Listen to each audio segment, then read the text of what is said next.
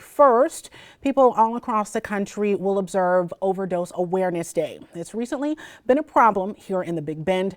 Fentanyl-laced drugs blamed for a spike in overdose deaths in Gaston County last month. And this morning, we are speaking with one mother who knows the pain of that loss all too well. Cami Wolf-Rice joins us live via Zoom. Her son, Christopher, died from an overdose after a 14-year battle with substance abuse. Cami, thank you for joining us first and foremost.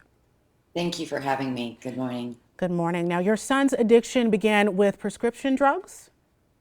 Absolutely. He had a major surgery and we went home with 90 Oxycontins, not knowing that we could become addicted so quickly with one prescription. And that is exactly what happened.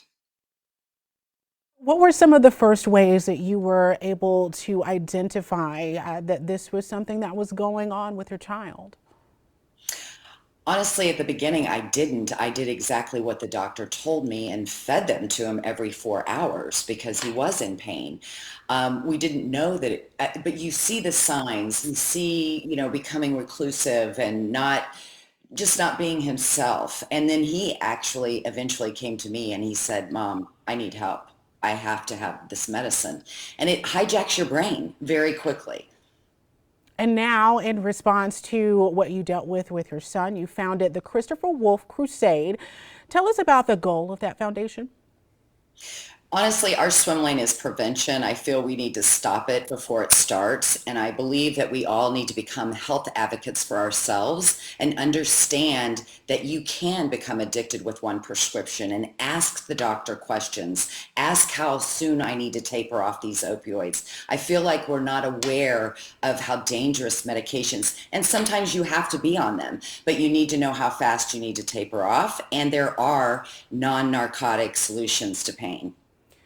Now, in addition to that, and with some of the things that we've been dealing with here, oftentimes those prescription drugs can get into the wrong hands and find their way onto our streets. And then law enforcement as well as health professionals have to get involved. What would you say to members of that profession or our community about dealing with that and intervening? Understand that our country is under a chemical warfare attack right now. It's not an overdose. It's actually drugs are being poisoned with fentanyl.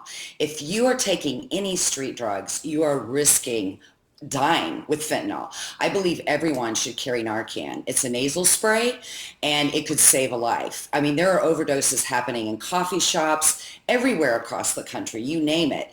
Everyone should have Narcan in case they are in a situation where someone is overdosing. And if you use the Narcan and it's not an overdose, it will not hurt that person. So I really believe that it's murder because the medication, the fentanyl is being put in the street drugs.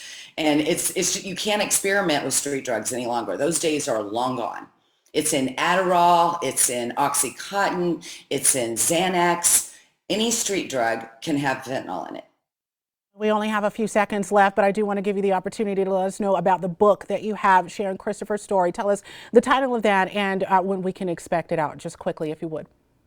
Thank you. It's launching in October. It's called The Flight, My Opioid Journey. And while I share my journey, it actually allows you to think about your own. And the idea was to cast a wider net to educate people so that I can save more lives. That's the objective. And thank you so much for this platform. Thank Thank you. you for joining us this morning. Thank you.